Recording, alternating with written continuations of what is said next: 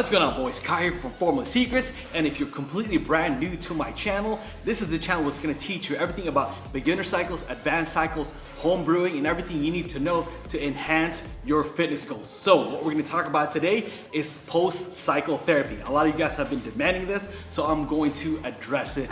So there are two different ways of doing post-cycle therapy. The old school way of doing it, and again, the modern way of doing post-cycle therapy. Now, there's nothing wrong with going with tried, tested, and true when it comes to post-cycle therapy. As in back in the day, they've been doing it for a long time, so it works, which is Nolvadex and clomiphene, or Clomid, however you guys want to call it. Now, back then, that would be the only way to do it, Nolvadex and Clomid. The best thing about that is, it prevents your estrogen levels from spiking, right? And at the same time, you do get your natural testosterone back when it comes to Nolvadex and clomiphene. Now, the only thing I really dislike about that is the efficiency of it. It takes you at least 2.5 months to get your natural testosterone back when it comes to using the old school outdated way. Now, if you have no other choice, obviously that would be the only route to take.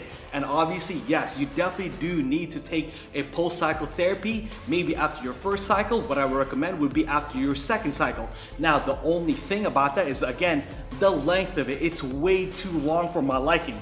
We're in America. I want my burgers big, I want my women to be hot and sexy, and I want it right now. And that's how I want my testosterone back.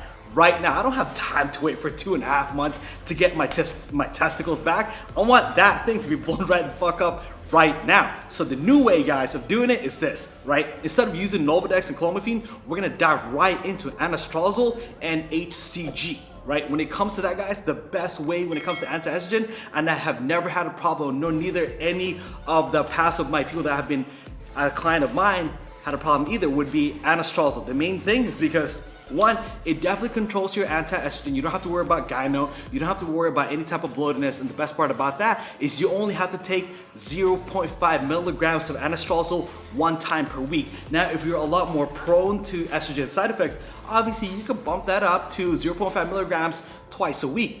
The most of that, that's the most you're going to need. If you need anything stronger than that, you could jump into letrozole, but that's gonna be a different video. But for now, guys, post-cycle therapy, your anti-estrogen is going to be anastrozole or Arimidex, whatever you wanna call it. The generic name of it is anastrozole. Now, if you're looking to get your testicles back, it would have to be HCG, between 1,000 to 1,500 IUs per week.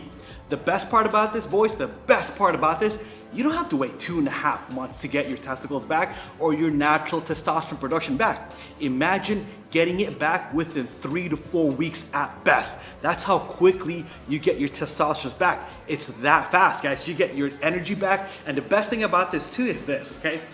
Hypothetically, you have no access to post-cycle therapy at all. You don't take any of that stuff. There are some guys out there who are completely fine not doing PCT. Your natural testosterone comes back naturally.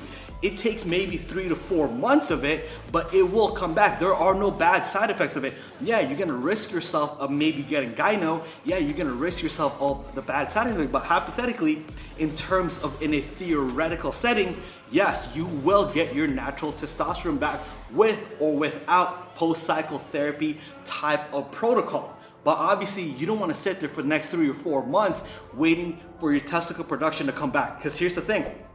When you're waiting it for that long, yeah, you're gonna feel depressed, guys. When you don't have any type of testosterone going into your body, you're gonna feel depressed. There's no libido within you. You're gonna have erectile dysfunction, just a whole plethora of bad side effects that you do not want, especially risking yourself of getting gyno. Nobody wants that. I don't want that. I definitely know that you guys don't want that. Here's the thing, guys. When you jump on anastrozole and HCG, you're pretty much going back to your natural state before you did your first cycle, before you did any cycle. The best part about that is everything comes back to normal. Now, since we're not gonna be a Google Wikipedia page of most experienced guys are, I'm gonna tell you the real experience when you're actually on this stuff. The only thing, guys, and this goes with any type of post-cycle therapy, the only people that would know this are the ones who's actually done gear in the first place. The only bad thing about going into post-cycle therapy is this, right? I'd say about 2 weeks into post-cycle therapy, there's gonna be this one night where you are finally gonna get your testicle growth back. I said it's gonna come back to its normal size, right? After being atrophied for so long. that night, it's gonna feel like somebody's constantly kicking you in the balls over and over again. Nobody's gonna know that unless you've actually done post-cycle therapy. You could be the most Google magic Wikipedia page ever. That's the biggest difference between actual field experience than the guys who are just Googling everything, thinking they're experts. That right there, those subtle differences, what makes us stand out. And that's what's gonna make you stand out as well, gaining this knowledge. So, is it like a terrible achy pain? Not really, it's more like comical pain. It's like you're back in high school and your friends are dicking around with you and they're like kicking you in the balls for some odd reason during a football game or something. That's exactly how it feels. It's random times throughout the night.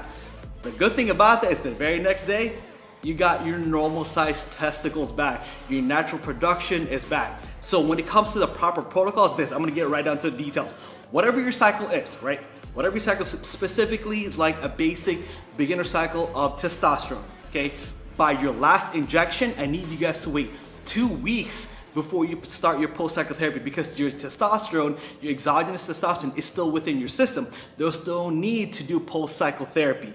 And again, guys, wait 2 weeks. After that, do 0.5 milligrams once a week of anastrozole. Again, you don't want to shut down your estrogen either, okay? You don't want to start taking 2 milligrams of anti-estrogen for the sake of it, for the sake of safety. If you do that, you shut down your estrogen levels, you're gonna look flat. All the gains that you made is practically gone. You're gonna look anorexic, you're gonna look terrible. Do not be afraid of estrogen. You wanna control it, you do not wanna shut it down.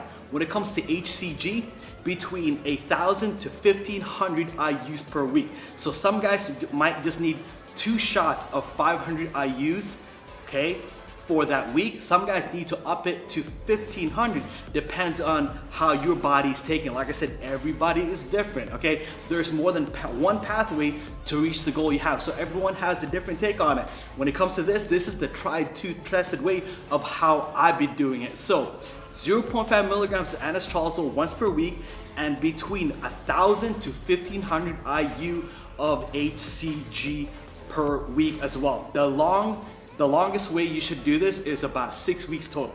That's the most you're gonna need when it comes to your post-cycle therapy.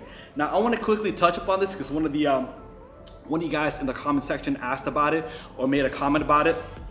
Should you use HCG during your testosterone cycle? Here's the thing, guys. There is no need to do that. There's no need to keep your testosterone production naturally while you're on cycle because you're already taking exogenous testosterone anyways. And then after that, there is no risk of shutting it down permanently.